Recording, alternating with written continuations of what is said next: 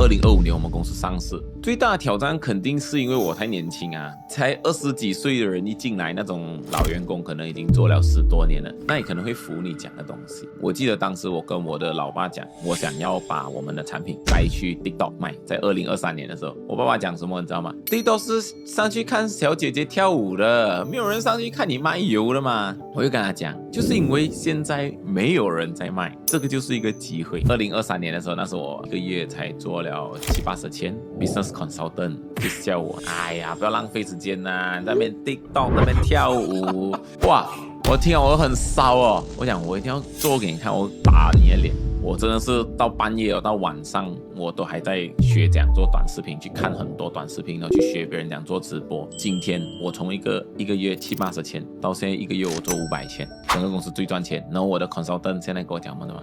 你的那个 TikTok 应该花多一点时间做，不要做这种其他的新的东西。我在2025年我们上市的那一天，我的 father 站在台上讲 ，online 是我们接下来一定要做的趋势。其实听了我蛮爽的啊，我听了蛮爽的。人生最重要的不是努力，是选择。失败100次，成功1次，人家只会记得你成功的样子，不会记得你失败的样子。反而你成功了过后，你的那100次失败还可以变成一个激励人心的故事。本期节目由 GoFluence 赞助播出。GoFluence 是一个网红行销平台，让品牌快速找到适合的网红合作，一站式完成发案与成效追踪。现在输入推荐码 GFRISING 可享有1次免费发案，价值240马币。详情请见 GoFluence.io。欢迎来到今天的节目。Oscar， 你能简单跟听众介绍一下自己吗？我名字是 Oscar， 我是 MSB Global Group Berhad 的这个 Executive Director。我们公司是一家上市公司，主要就是做一些批发汽车的零件，还有那个汽车的那种油，像是 Engine Oil 啊、Gear Oil 等等的这些东西。Oscar， 你几岁呢？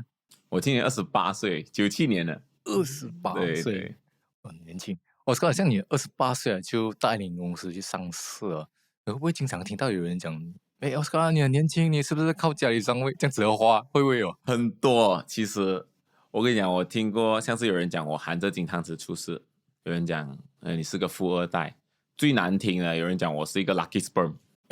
但是他们不知道，其实我们这整个从一个中小型企业到一个上市的过程，从0到1，我是完完全全在负责的。我正式加入公司那时候是2020年嘛，那时候我加入的时候，很多人以为哇，一加入就是做 management， 其实不是。我一加入的时候，我爸爸跟我讲，你去 R&D 做一下，去做包货啊、送货啊、产品的那个包装的设计这样子啊，等等这些工作。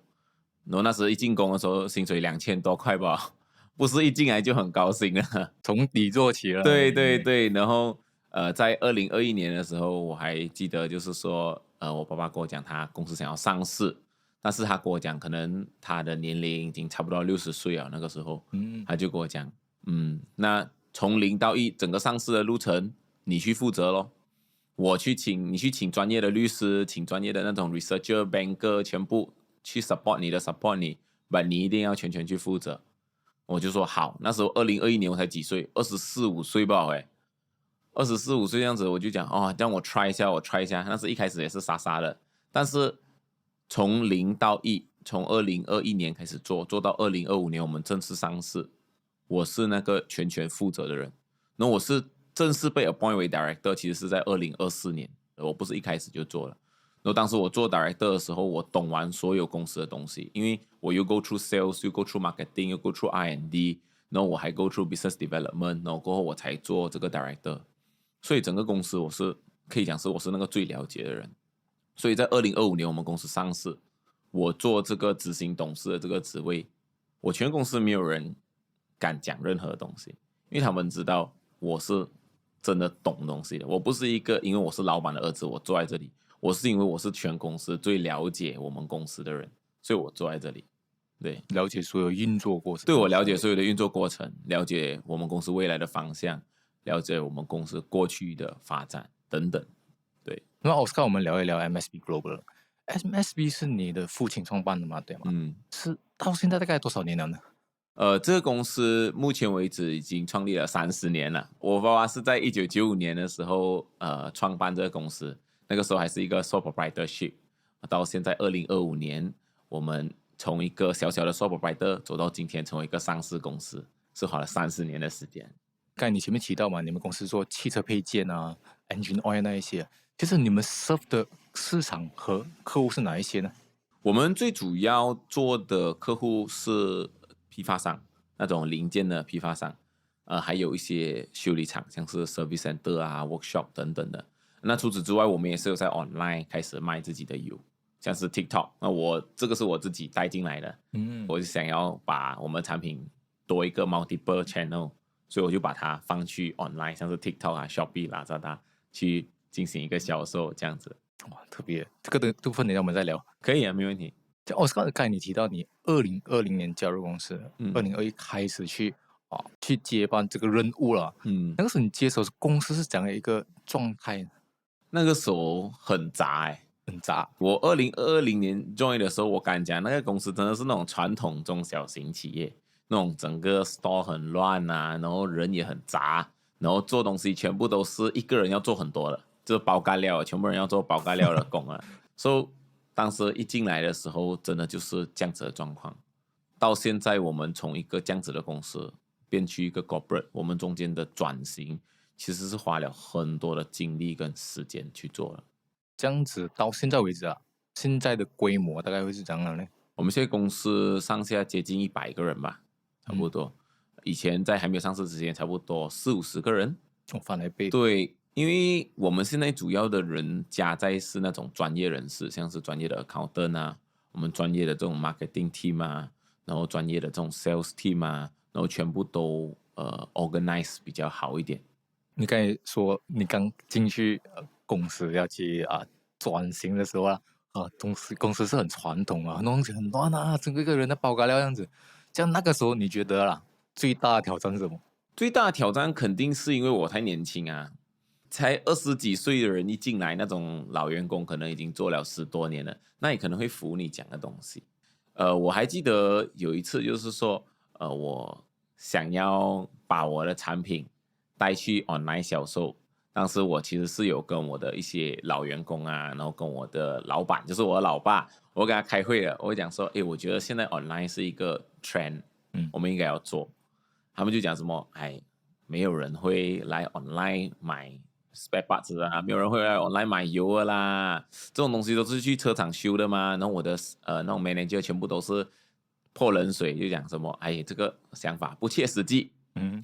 但到最后我成功了，就是说我在2023年的时候 ，online 的销售是我整个 MSB 最赚钱的一个 business segment，margin 最高的一个 business segment， 然后也是generate profit 算是蛮最多的一个。一开始的时候会不会，比如你要推出新的想法、新的方向的时候，那些老员工会不会讲，问看你爸爸先，会这样子？当然有啊，就从我记得那时候我讲我要做 online 的时候啦，我的老员工就讲，你放去 online 会害到我们，因为他讲说你在 online 你的公司，你把你的产品透明化了嘛，透明化了一定是人家会觉得你的批发商啊，你的顾客啊就会觉得，哇，你把价钱透明化放上来，这样我不是没有生意做了，对啊，但是他们其实不知道的一个东西，就是我们今天把产品放上 online， 并不是为了要抢你的生意，我们是希望把这个 brand 推广出去，让更多人知道，所以让我们的顾客以后可以更好卖。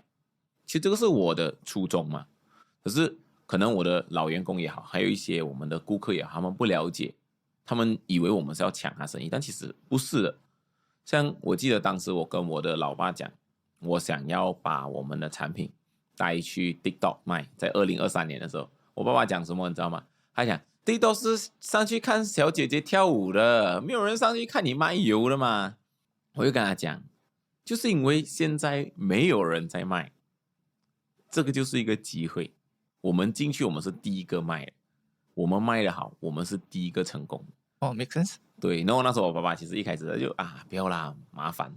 结果我很坚持我自己的决定，我是那种很固执的人，我觉得这个是对的，我就一定要 try， 一定要做。所以我第一个月我是自己从我自己的 bank account 出钱去外面找人，因为我爸爸不要给我请人嘛，叫我去外面找那种 outsource 咯，那种做 Facebook marketing 的，我就可能PUA 他一下，讲你帮我做啦，这个什么啦等等的，给你点钱啊，你帮我做啦，那我就自己出自己的钱。我还记得第一个月我给他5000块，然后第二个月我也是给他差不多6-7千块，就给他们去帮我们拍 video 啊，然后上传啊，做直播啊，运营整个 account 这样子。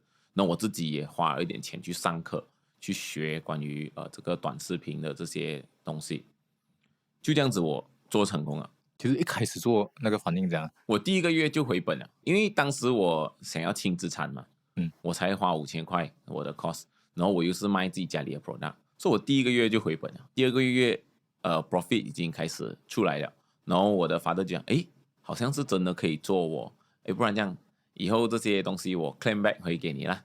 过后我之前花出去的钱，他就 claim 回给我了，就是 proven 的 OK 了。对对是 OK。然后我们也是继续这样子发展。然后在2024年的时候，我的 father 就跟我讲说，来，我们现在开始请 in house 的人做，我们请 in house 的人就做短视频。然后当时我们一开始请10个，然后20个，现在我们单单 marketing 我自己under我的啦，有接近30个人。然后我在2025年我们上市的那一天，我的 father 站在台上讲 ，online 是我们接下来一定要做的趋势。这个我其实听了我蛮爽的啊，我听了蛮爽的，就被认同了你的理念。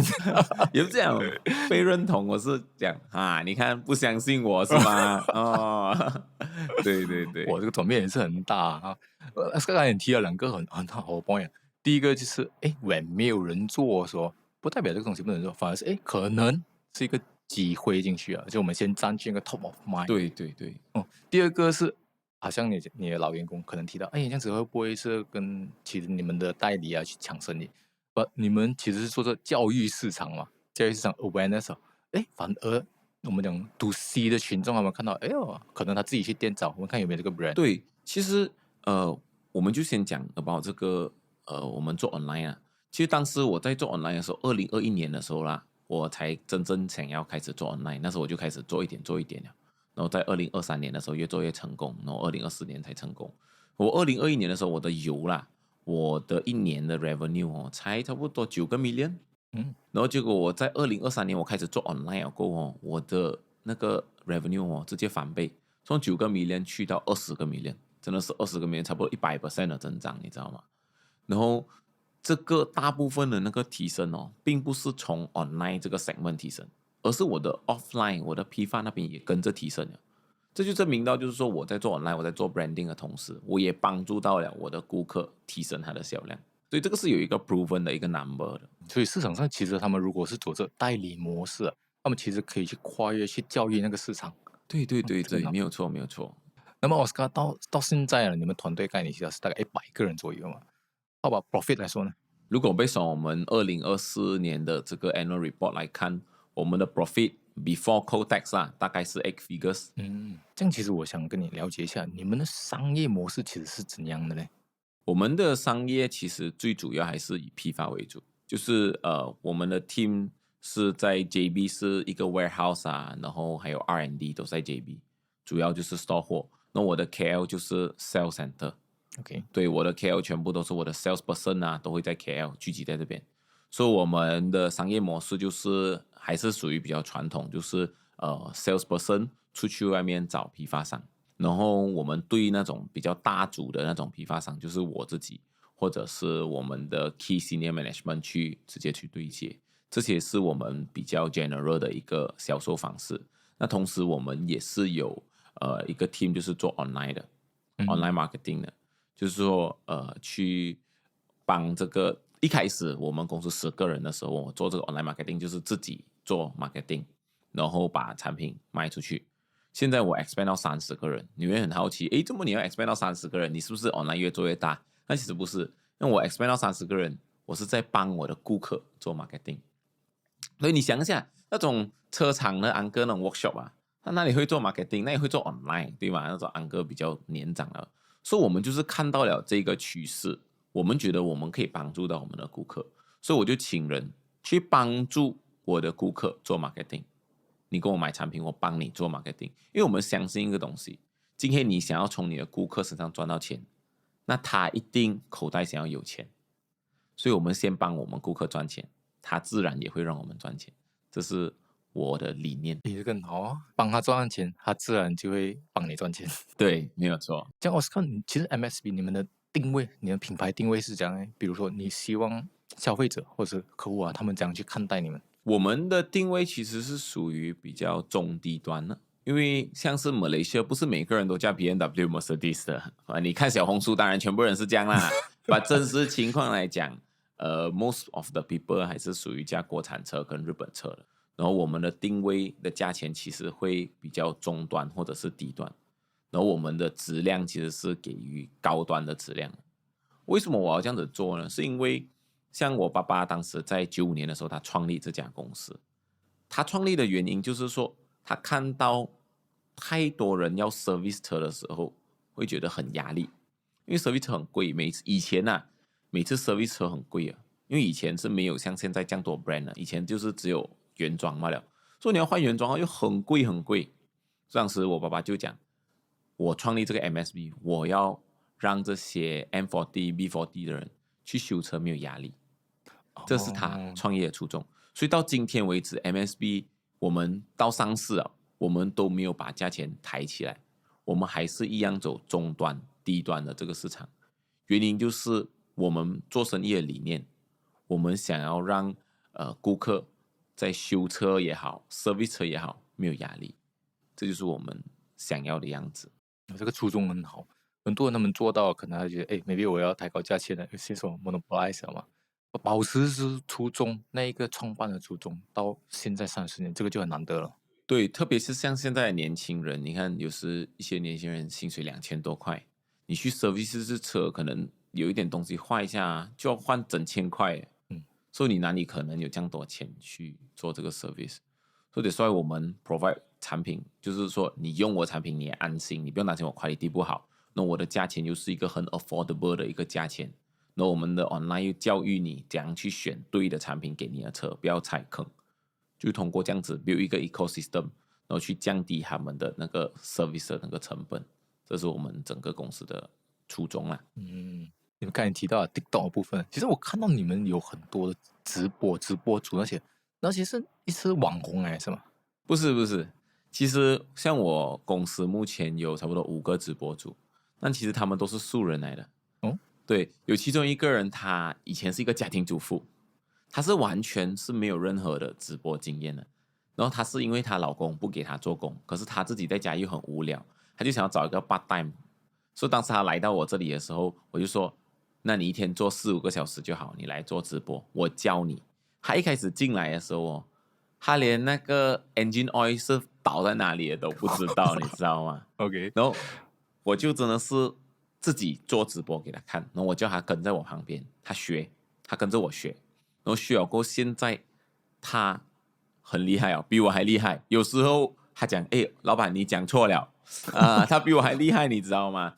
然后他以前最开始进来的时候才是2000块吧，然后到现在他的薪水可以去到5-6千块因为他自己的 commission 加上他自己的能力提升了。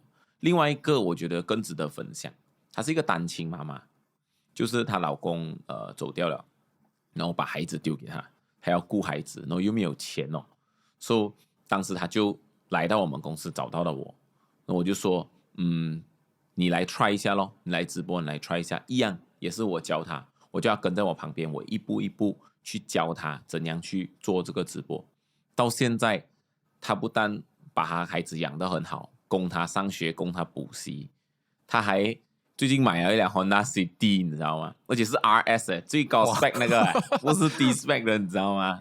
他们都没有一个是网红，也没有一个懂车，但是他们想要赚钱。我很喜欢那种人，就是他们很想学习，很想要成长的。所以当你想成长、想学习，我就想教，我会比你还认真的教你。就是说他们可能要回家，我就你不要回家，你过来，你看我教你先，我真的是教他。有一次我教到晚上8-9点，教他怎样去做直播。他们晚上有直播，我就去到公司加班到晚上，然后跟他一起做直播，就是这样子。奥斯卡我就很好奇了，刚才你提到了，第一个是家庭主妇，第二个单亲妈妈，都是女生，而且她们一开始就不是很熟啊，基于对 Angela 这些，为什么是女生呢？你们请？因为当时我想要请女生，是因为有一个反差，因为很多人都会觉得男生懂车很正常啊，男生不懂车就不是男生了嘛。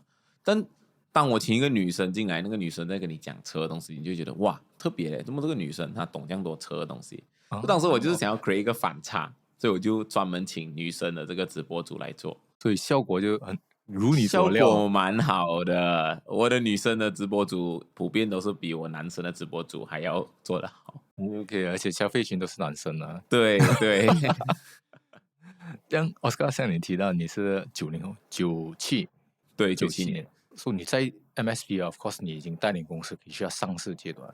这样我们讲说看年轻人创业的时候，你觉得通常他们会有这样一个误区呢？我觉得年轻人最大的误区可能就是他们做事太急了，太想要赚快钱。就是我以前也是会这样子，我记得以前的时候，我刚刚出来的时候，我 father 才给我2000多块，然后我不想要只拿2000多块过生活，我看到我朋友去做那种什么卖房地产啊、卖保险啊，哇，每个月入过万不是梦那种，我很向往这种生活，你知道吗？我就很想要来 maybe 我也可以 try 一下。我当时我就跟我爸讲，我不想要在家里做，钱太少，我想要去卖房地产，你觉得怎么样？那我爸爸当时就骂了我一下，还有就跟我讲，你看到的只是别人光鲜亮丽，但你不知道他那个1万块可能是几个月没有收入过后才拿到的。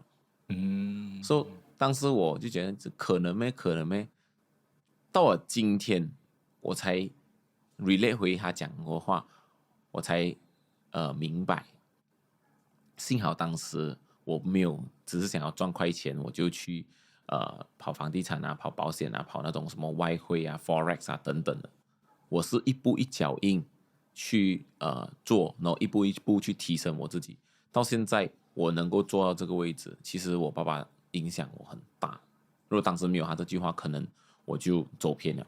所以对于年轻人，我给的意见就是，你不要是为了想要去赚快钱，因为这个世界上是没有一个东西是可以给你一夜暴富的。你应该要做的是去提升你自己的认知。有一句话我觉得很好，你是永远赚不到你认知以外的钱。如果你是用幸运赚到1分钱，那你也会用你的实力把这个钱亏掉。所以，给大家的意见就是多学习，然后一步一脚印，然后去提高自己的认知，看更多的东西，然后再把自己的事业做好。对，奥斯卡，你讲到认知了，在做生意上面，你是怎样去不断的突破你的认知，去慢慢变强？我个人啊，我是一个很讨厌输的人，我很讨厌输，就是你 challenge 我就要证明给你看，我一定做得到。像刚刚讲 online 的那个，就是因为我发的 challenge 所以我讲哇，我一定要做给你看，我一定要认真做给你看。所以当你有 challenge 啊，或者是当别人就是批评我的时候啊，我不会感觉到很 down，我很爽啊。真的，我很爽。别人骂我说哇，我爽，我以后我一定给你好看，燃起你的对，战火。因为我在2023年的时候，那时候我做 TikTok 嘛，可能一个月才做了70-80千，对，70-80千，然后就够我的 business consultant 就笑我，然后他讲笑我了嘛，这样子，哎呀，不要浪费时间呐，在那边 TikTok 那边跳舞，哇，我听了我很骚哦，我讲我一定要做给你看，我打你的脸。我就去学，我真的是到半夜到晚上，我都还在学怎样做短视频，去看很多短视频，然后去学别人怎样做直播，去看那种成功的案例，然后一直 try，然后跟我的团队一直尝试，然后到今天，我从一个月70-80千，到现在一个月我做500千，整个公司最赚钱。然后我的 consultant 现在跟我讲什么的嘛？你的那个 TikTok 应该花多一点时间做，不要做这种其他的新的东西。我说，你以前不是讲我上去 TikTok 是跳舞了没？因为我最近我也是开始做小红书个人 IP，然后 Instagram 个人 IP，他讲你不要花时间做你的个人 IP，把你的 TikTok 做好先。好像很熟啊，这句话我听了这句话就觉得很熟，我就想以后我个人 IP 要给你看到它的作用。我这个很好，就是你不会把它当成是一个负面的东西，反而它激起了你那个斗志啊，对，推动力。对，真的是这样子的。就奥斯卡，像你是90后啊95后的老板呢、就你觉得啦，相较于你的同行来说，你有这样的一个优势？我觉得是我们公司更有创造力吧。像是我们的同行，很多都是传统企业，他们很多我看到啦，儿子都不要接手了哦，因为现在很多年轻人都想要做网红啊，做 YouTuber 啊，做什么什么啊，他们都不想要回来接手那种传统企业，所以你会看到我们这一行哦，做的东西是很传统的，就是买卖。马来西亚有2个东西是你永远不知道价钱的。第一个是你吃的杂饭，你每天去吃哦，你每一天拿一样的菜，每天不一样价钱的。第二个是你修的车，你有发现吗？就是你有没有试过？就是你把你的车驾去修的时候哦，可能去隔壁妈妈档喝茶，你可能 expect 换那个油200块吧，哇，然后突然他 message 就进来，哎，你这个坏哦，那个坏哦，那个坏，然后修一下，哎，整千块不见掉。不懂你有没有试过这种经验？因为我们这个行业就是比较乱一点，而且很传统，也没有一个很 systematic 的东西所以我觉得我们的优势就是我们今天上市了，然后我们又有一个很好的一个管理系统，然后再加上我本身又是很 innovation 的，所以我们的目的是我们想要把这个市场改变，我想要把这个市场变成 corporate。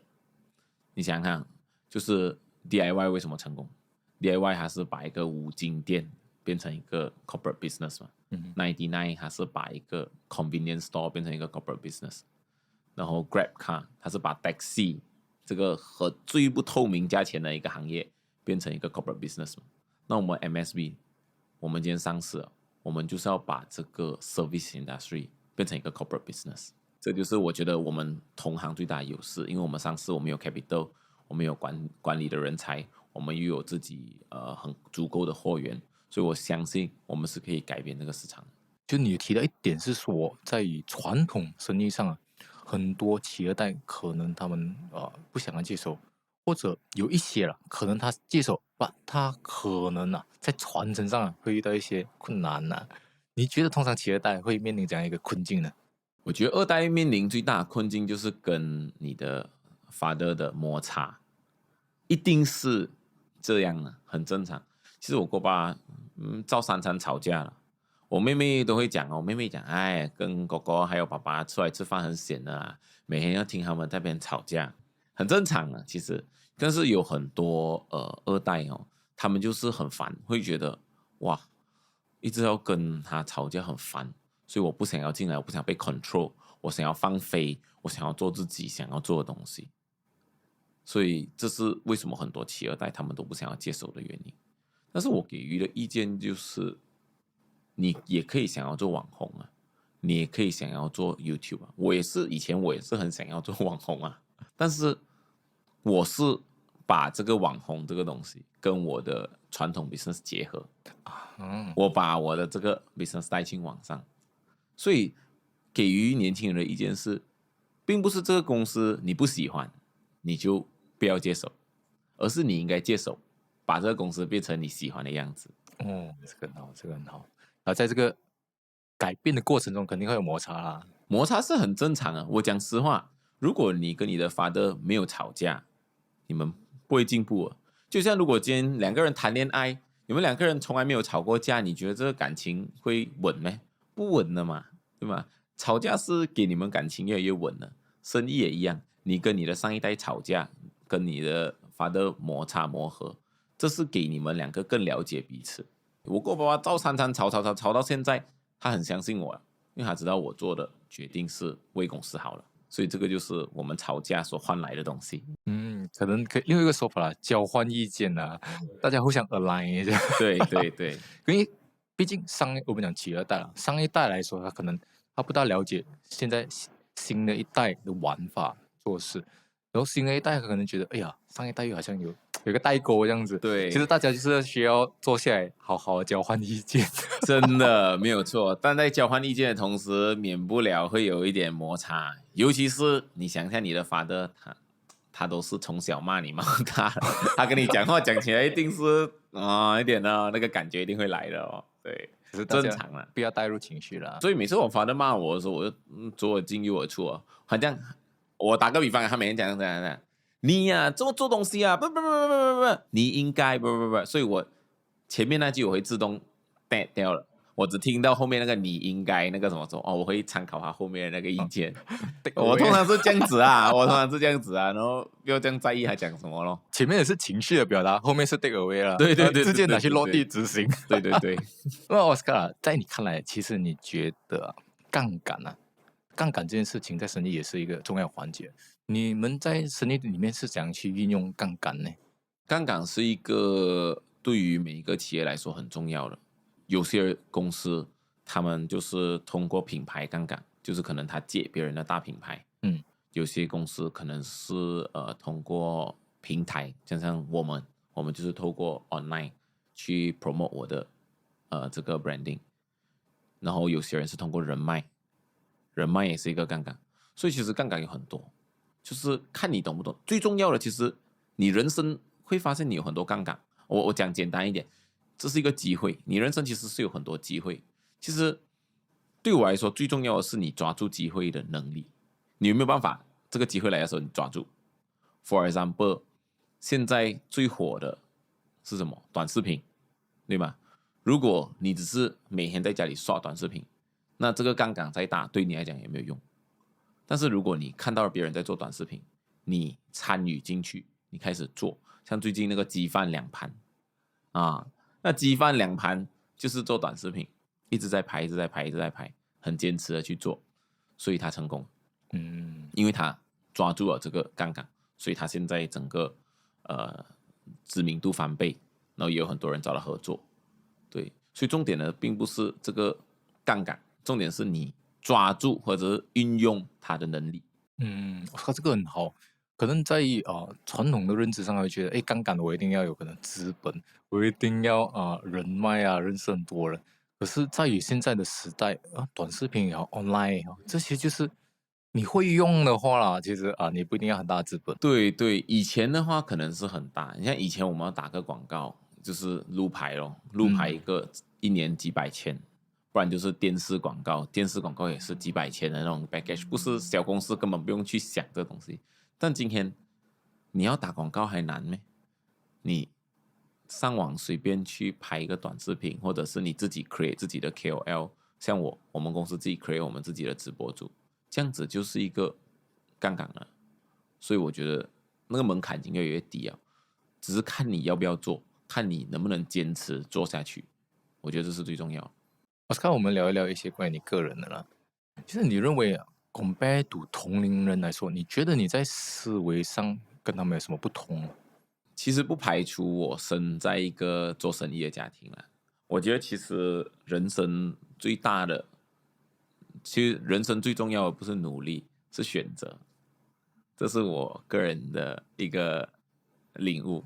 对，你可以很努力的去做一件事情，但是你很努力做出的一件事情做出来的那个结果，可能都不比你选择一个对的方向来得好。我打个比方 ，for example， 就是今天我当时如果我想要做房地产，我很努力去做，我做到最后可能一个月1-2万，那个也就是我的尽头了。但是当时我的选择是，我留在我们这个传统的这个中小型企业公司，我去学习，我去做，我的上限会更高。所以我选对了这个东西，所以今天我的公司从一个中小型企业变成一个上市公司，我成为整个公司的 CEO， 是因为我选择了正确的赛道。所以我觉得选择大于努力。那么 Oscar， 你觉得你自己本身个人最大的特质或优势是什么？这可能要追溯到我自己的 MBTI。我的 MBTI 是 ENTJ， 是属于指挥官类型。就是我是一个以目标为导向的人。我其实很看重就是结果跟目标，就每次我早上一起来的那一刻，我都会知道我自己 end goal 要做什么。所以很像我每一天我在做任何东西，包括今天的访谈，我都会问自己跟我最终想要达到的那个目标有没有关系。当我觉得跟我的目标有关系的时候，我就会觉得这是一个很有意义的事情，所以我就会认真的把它做好。那不止如此，就是说，很像我跟我的团队，跟我的所有的员工在沟通的时候，我都会很清晰的告诉他们我们的目标在哪里。我的工作在团队就是把他们引入那个正轨去走向那个目标，因为有时候你的 team 一定是有时候会走歪路啊，走左走右这样子的嘛。所以我的工作很简单，我就是要让他们一起共同朝着这个目标前进，因为我相信，只要我们有一个目标，我们每一步做的都是对的，都是有意义的。你达成你想要的结果是迟早的问题，所以这个可能是我个人的优势啊，可能跟我的 MBTI 也是有关系啊，很看重目标结果，很清晰自己要达到什么。对对至少每天你知道你的 focus 在哪里了。对，没有错。那么奥斯卡一路上你经历过最大的挫折或者低谷是什么呢？我记得那时应该是2021年，就是2021年的时候，我是从 R&D 部门转去 Sales and Marketing 的部门。我转去的时候，我father跟我讲一句话：你今天来做 Sales and Marketing， 可是公司不会给你去 follow up 回老顾客，你只能去找新的顾客。所以我当时唯一一个想到的就是想要做 Shopee 跟 Lazada 的销售。因为我们的年代就是 online 买东西嘛，对吧？而且那时候又是 MCO 时间，就很多人喜欢 online 买。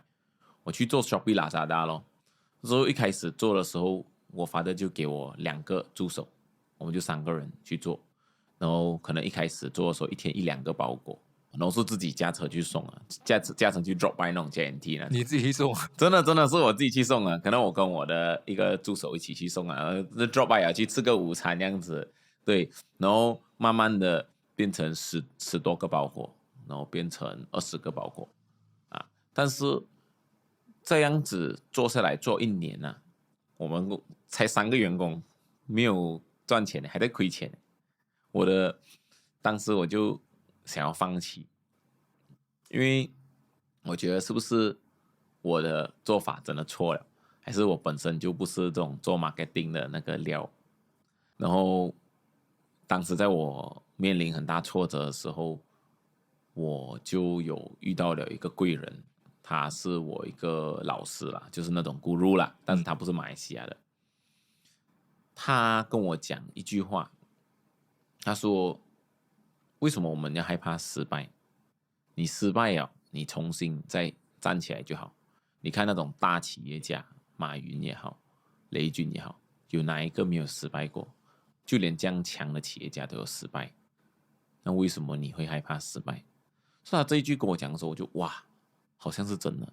然后最后他跟我讲了一句话，我觉得这个我想要分享给观众，就是说他跟我讲，你失败100次，成功1次，人家只会记得你成功的样子，不会记得你失败的样子。反而你成功了过后，你的那100次失败还可以变成一个激励人心的故事。他说：这样为什么你要害怕失败？你应该多失败，然后最后做成功，然后到时候把这些失败变成你的故事，去告诉别人。这个就是他让我知道，我就觉得哇，我一定要做。所以那次过我没有放弃，我 Shopee 我继续做，然后之后我又看到了新的赛道，像是 TikTok。从以前我做 Shopee 的时候，一天20个包裹我就很开心啊。但现在我的 TikTok 一天我平均要包480个包裹，所以我把这个东西做成功了。我很感谢当时的我没有放弃。那么 Oscar， 我们聊一聊一些上市那个部分啊。在上市这件事情啊，其实很多传统的企业可能他们是不敢去想这个步。这样当时为什么你会决定想要往 IPO 方向去前进呢？其实 IPO 这个决定是我的father做的，当时就是像我刚刚有提到，就是关于这个 market 的这个 situation，人最重要的就是4个东西嘛，衣食住行，对吧？你要买衣服，你 Shopee、Lazada、Shein 这种都可以买。然后食物你要吃的话，GrabFood、Foodpanda 这种都可以买。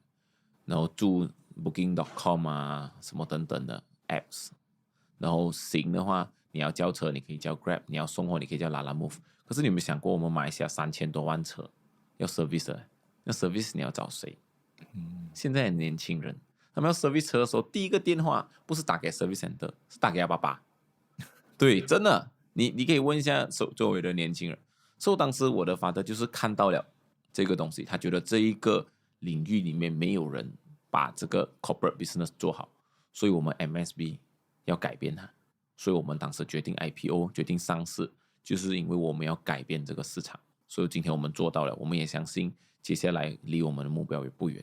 其实没有人去做到这一点，你们去突破，你们站在前面呢？对，因为很多人都会觉得上市股比较红的就是那种科技股啊，对吗？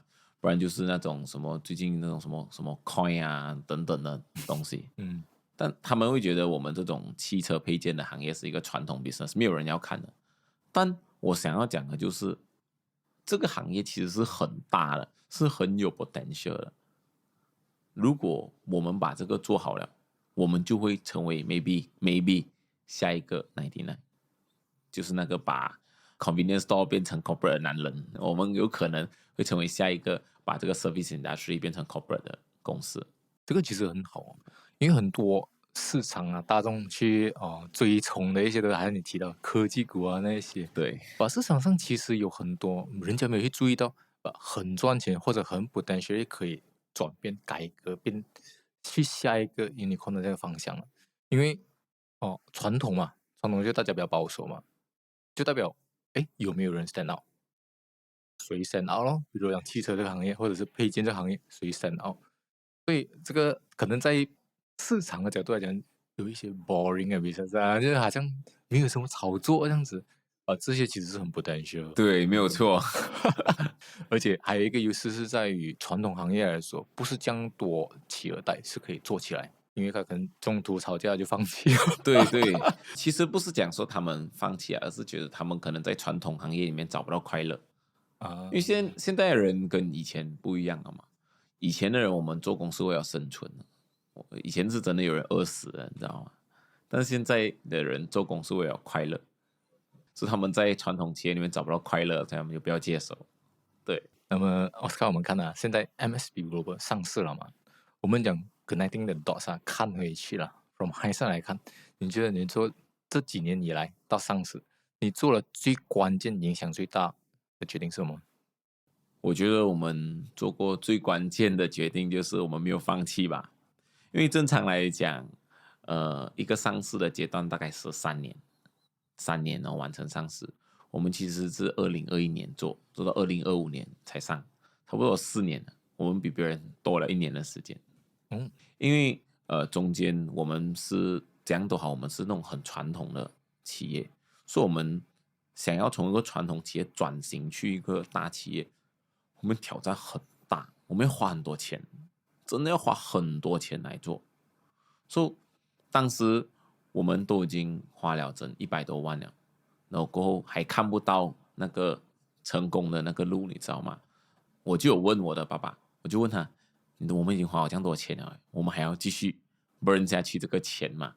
所以当时我father也是不懂要不要做。然后直到有一次我们去到中国，我们去 site visit， 我们去找我们的 supplier， 就是吃饭聊天。我的 supplier 是在中国的一家上市公司，它是汽配界的龙头，对。然后那个老板已经70多岁了，然后就特地下来跟我们吃饭，跟我们聊天。然后我们就刚好有聊到这个东西，还要不要继续走下去？他就跟我讲，他们公司当时在上市的时候准备要10年，10年。我就问他，10年你不是花很多钱，花钱、花时间、花精神，这样为什么你坚持？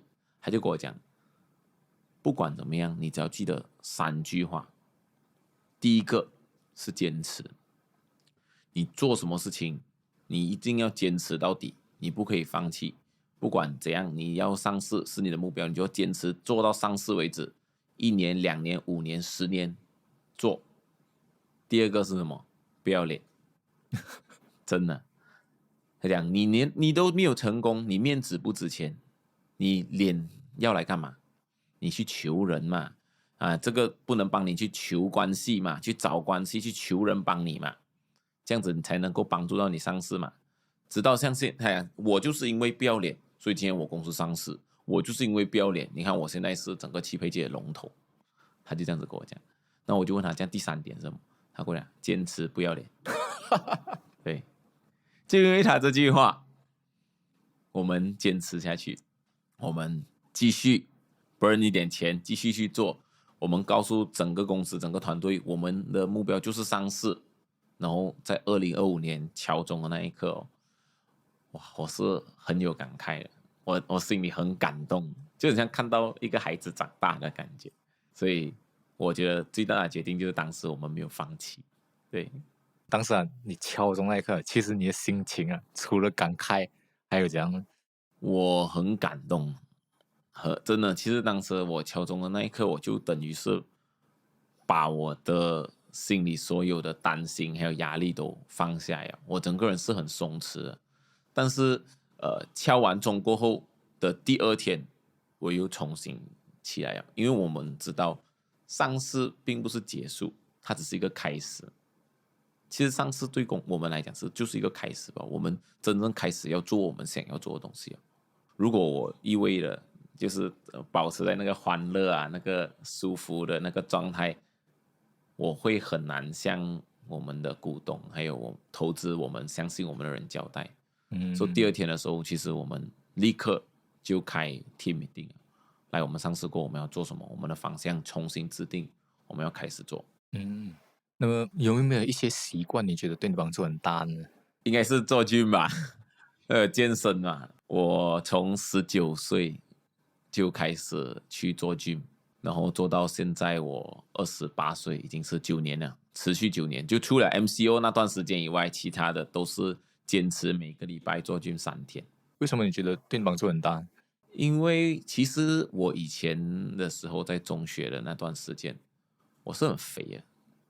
我那时候差不多93 kg， 93、94 kg， 我很胖了。然后那个时候就很没有自信，然后我喜欢一个女生，然后她就嫌弃讲我很肥，然后我当时就很被 hurt 到啦，然后整个人也很不自信这样哦。最后我就告诉我自己 ，OK， 我一定要瘦下来，我要去做 gym， 我要把自己的体态改变，所以我就开始去健身。一开始的时候我很辛苦每天要去做 gym 哇，很累不想要去了。可是我一直跟自己讲，我一定要做，一定要做，然后就这样子，我坚持了9年。然后这9年以来，我整个人，我发现做 gym 对我来讲变好了，不单只是我的 body 变好，我的健康也变好，我精神也变好，最重要的是我更自信，因为我觉得我自己穿衣好看，然后我站在那边是一个关注点，所以我在对于我的 business 也好，我在演讲的时候，我在访谈的时候，我会更自信的去发言，所以这个对我真的影响很大。到现在为止，我还是坚持，几忙都好，公司上市忙到可能11点都好，我都还是会去做1个小时的 gym， 因为我 anytime fitness 嘛，24小时我都还是会去做才回家。那个自信会让你在做什么事情的时候，你有那种所向无敌的感觉。对，真的很重要。对，讲这个 Oscar 刚才前面提到一个部分，我想要再去 revisit 回去蛮 interesting。就是你说你以前很讨厌书，不，你给人家 challenge 你就去看书。这样现在你有看书的习惯了吗？我有看书的习惯，从很久以前就一直有了，因为我觉得看书真的是会对我的帮助很大。可能有时不得空看书的时候，我都会听书。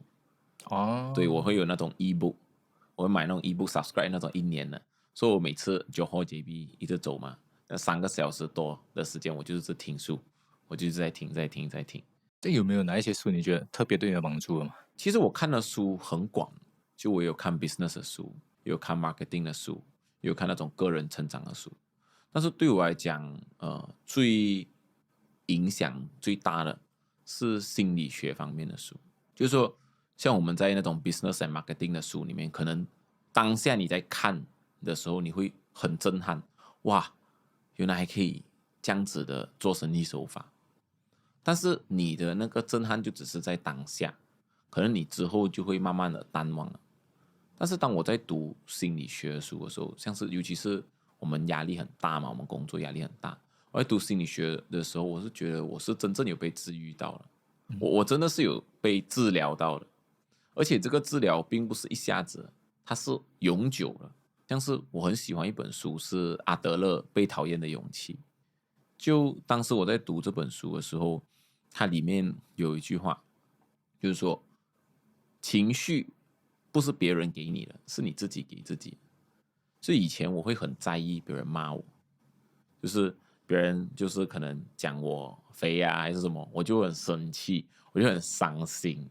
但是这个看了这本书过后，他会跟你讲，别人骂你，他并没有让你生气，让你生气的其实是你自己，你自己选择要生气。所以我那时看到这个句话过后，哇，我整个有那种醍醐灌顶的感觉。所以现在像是我 post 小红书也好 ，Instagram 也好，下面会有很多酸民在那边讲我啊，什么哎呀，也不是靠爸爸等等的这种东西，我听了我没有感觉。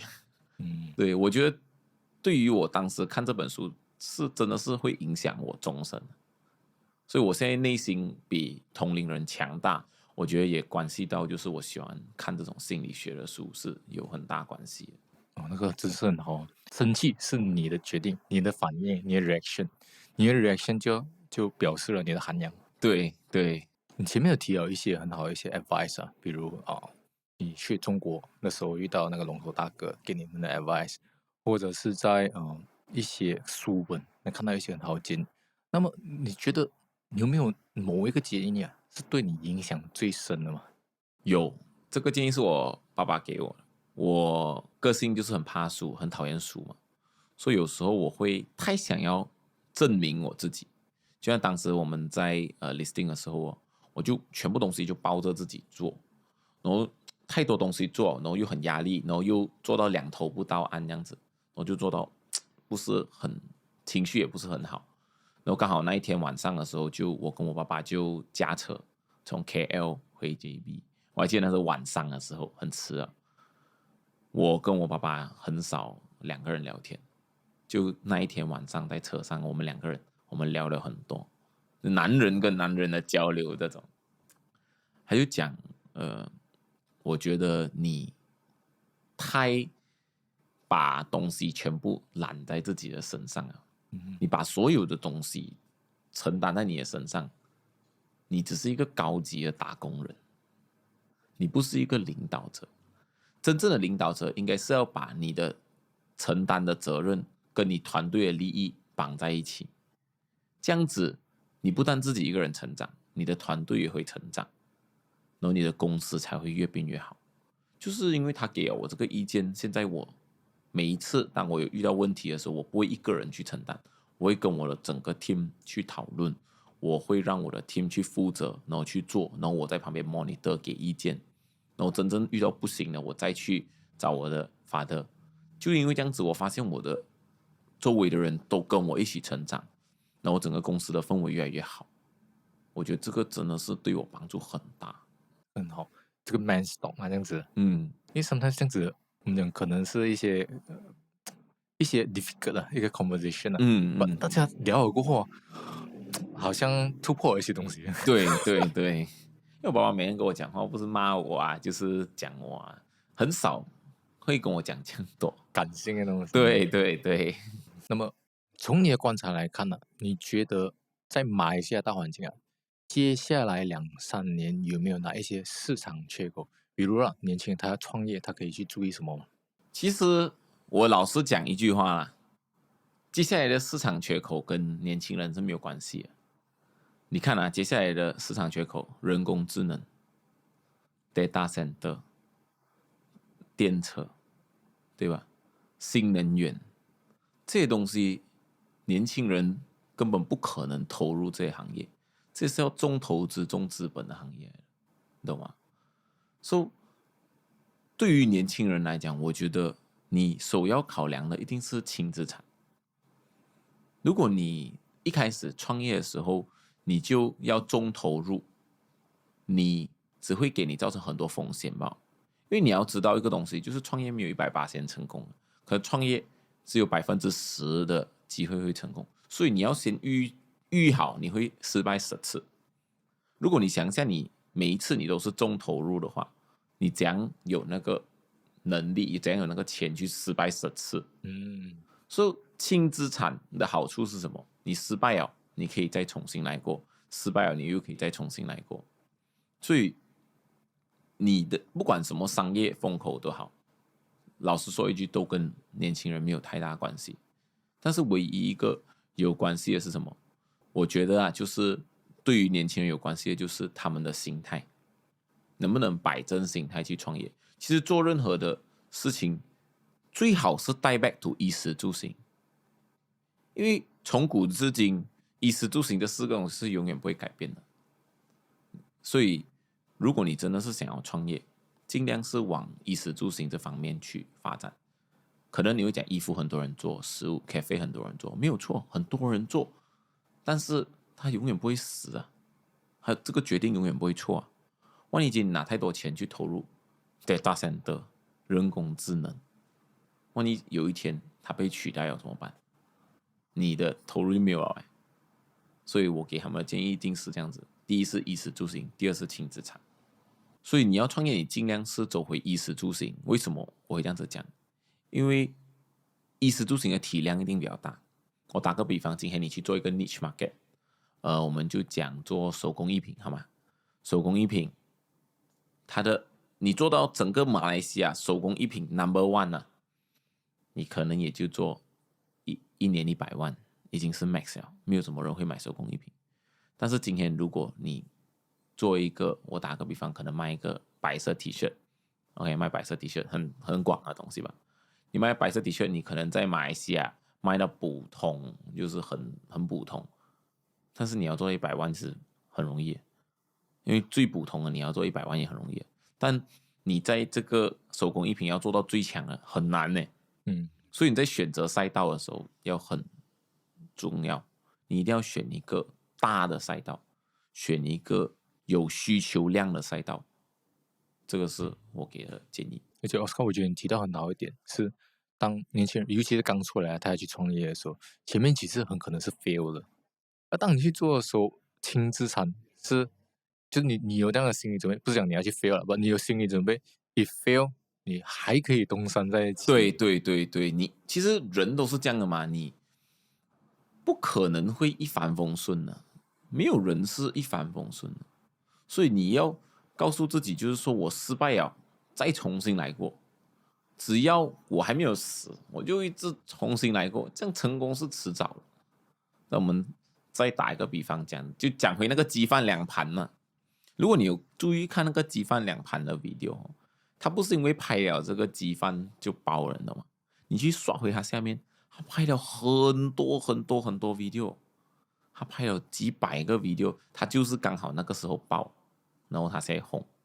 如果他可能之前拍了100个 video， 他觉得没有人看就放弃了，是不是就没有今天了？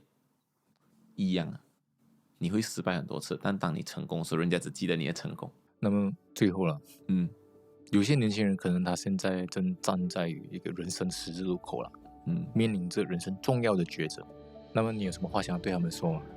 我想要跟大家说，就是不管发生什么事，不管别人怎样批评你，我觉得最重要的一件就是要坚持自己的决定，不要被别人所讲的话影响，因为别人给你的永远是批评，你自己做的是结果。